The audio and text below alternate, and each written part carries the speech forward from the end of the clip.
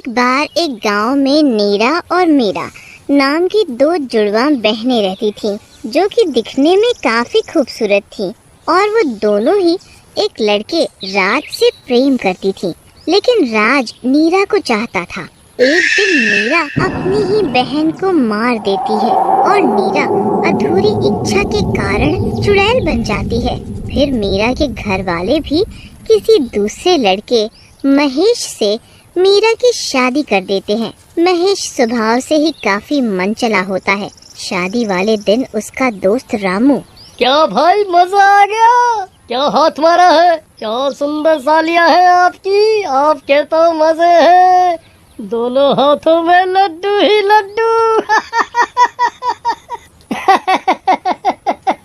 तो रामू, आपकी क्यों जल रही है इतनी, किस्मत मेरी अच्छी है तो आ गए पनौती लगाने। क्यों महेश बाबू, काफी लड्डू फूट रहे हैं मन में शादी के नाम से। क्यों ना फूटे भाई, गांव की सबसे सुंदर लड़की से मेरी शादी हो रही है, तुम्हारी तरह नहीं, कलूटी कल्लन ले आए। ये सुनकर गांव वाला चुप हो जाता है। उसी रात शादी के बाद महेश मीरा से उसके कमरे में मेरी रानी, मेरी तो किस्मत ही चमक गई है तुमसे शादी करके, इतनी खूबसूरत हो तुम, सारे गांव वाले जले जा रहे हैं। चलो हटो भी, क्या फालतू बातें करे जा रहे हो। इतनी भी खूबसूरत नहीं हूँ मैं। तुम सा कोई प्यारा कोई मासूम नहीं है, क्या चीज हो तुम जान तुम्हें मालूम नहीं है। ऐसा कहकर दोनों हंसने लगते हैं।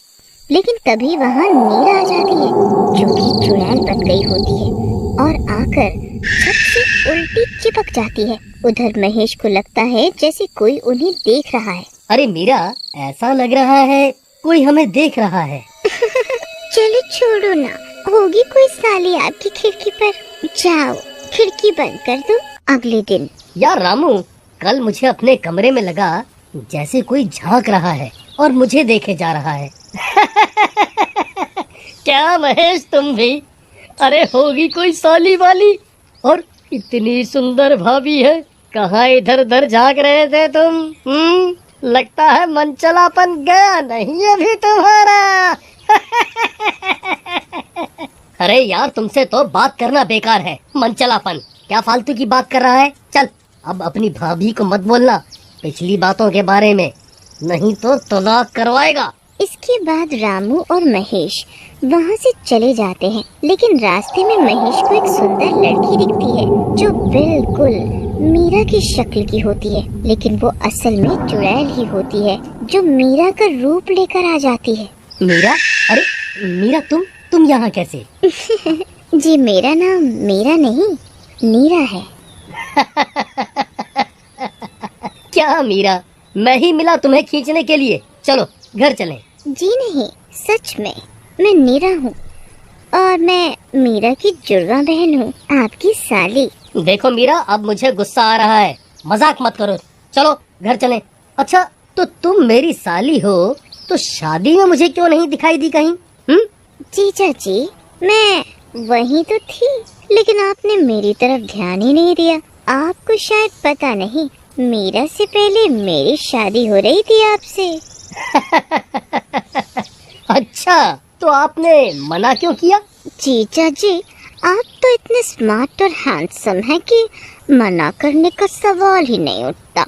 लेकिन मीरा अपनी जिद पर अड़ी थी कि वही शादी करेगी आपसे, इसलिए फिर मैंने प्यार की कुर्बानी दे दी। उधर मीरा की ये बातें सुनकर मनचला महेश उसके बहकावे में आ जाता है और सोचता है, अरे वाह, क्या सुंदर साली है महेश, ये तेरे पास आ जाए तो तेरे दोनों हाथों में लड्डू ही लड्डू।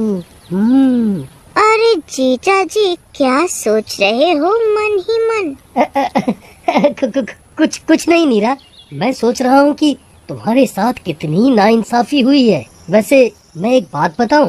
जी बोलिए जीजा जी। वैसे अगर आप मुझे पहले मिली होती तो मैं आपसे ही शादी करता। कितनी सुंदर और प्यारी हो आप, और हाँ, आगे से मुझे आप चाहो तो महेश बोल सकती हो।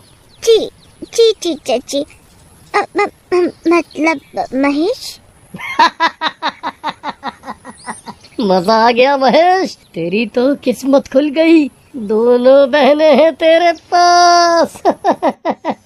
हाँ, एक बात और, हमारे बारे में घर में किसी को पता नहीं चलना चाहिए, और ना ही तुम किसी से घर में मेरे बारे में बात करोगे, और घर में अगर मुझे देखोगे तो भी बात नहीं करोगे। हम सिर्फ घर की छत पर ही बात करेंगे। जो हुक्म मेरे आका। अगले कुछ दिनों तक ऐसा ही चलता है। नीरा और महेश रोज घर की छत पर मिलने लगते हैं, लेकिन इतना सब कुछ हो जाने के बाद भी महेश को नीरा पर शक नहीं होता कि वो एक चुड़ैल है। एक दिन जब नीरा और महेश छत पर होते हैं कि तभी वहाँ मीरा आ जाती है और नीरा वहाँ से गायब हो जाती है। ये सुनकर महेश घबरा जाता है। किसी से नहीं, तुमने किसे देखा? मैंने तो अपनी सौत को देखा। क्या मतलब? घबराते बहुत हो मेरे गोबर गणेश। कुछ नहीं, और पागलों की तरह अकेले में बातें नहीं करते, समझे? चलो अब नीचे आ जाओ, नीचे आ जाओ। बच गया शाणे आज तू। तेरी मिस इंडिया ने कुछ नहीं देखा, नहीं तो तेरे दोनों हाथ लड्डू संभालने के लिए सलामत नहीं रहते। उधर मीरा, जो कि धीरे धीरे महेश से प्यार करने लगती है, उसे सारी पुरानी बातें और नीरा के बारे में बताने का सोचती है। और रात में महेश, मैं तुमसे कई दिनों से एक बात कहना चाहती हूँ। मीरा उसे अपनी और नीरा के बारे में सारी बातें बता देती है। ये सब सुनते ही महेश घबरा जाता है। तो क्या नीरा जिंदा नहीं है? बेटा महेश, तू इतने दिनों से भूतनी से प्यार कर रहा था। फिर महेश भी मीरा को सारी बात बता देता है। ये सुनकर मीरा रोने लग जाती है और कहती है, तभी कहते दुनिया गोल है, मेरे पुराने कर्मों का फल मुझे मिल ही गया।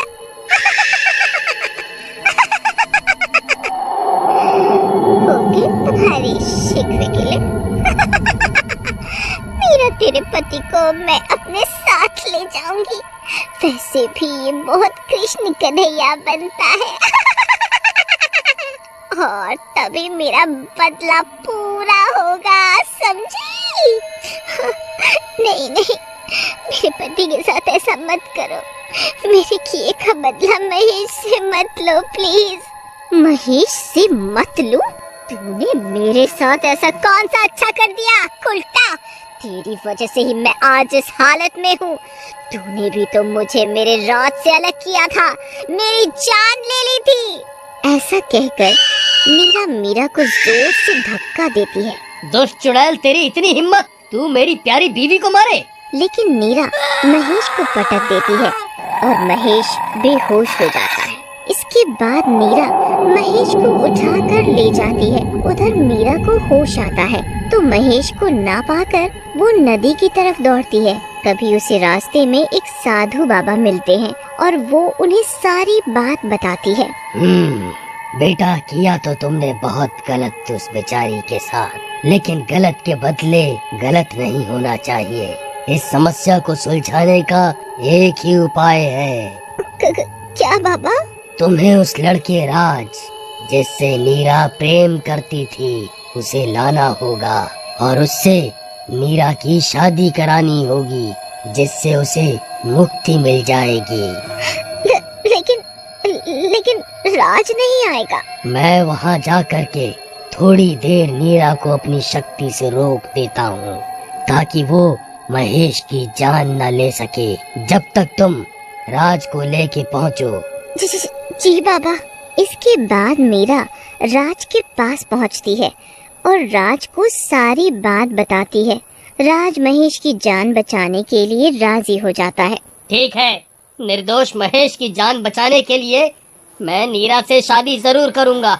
इसके बाद मीरा राज को लेके नदी के किनारे पहुँचती है, जहाँ चुड़ैल, नीरा और साधु में बहुत लड़ाई हो रही होती है। जैसे ही नीरा साधु को मारने लगती है, राज बीच में आ जाता है और राज को देखते ही नीरा साधु को छोड़ देती है और अपने असली रूप में आ जाती है। राज तुम आ गए, मुझे पता था तुम आओगे एक दिन, आओगी और आखिरकार तुम आ गए। एहसास तो मुझे भी होता था नीरा, लेकिन तुम इस दुनिया से काफी दूर जा चुकी थी।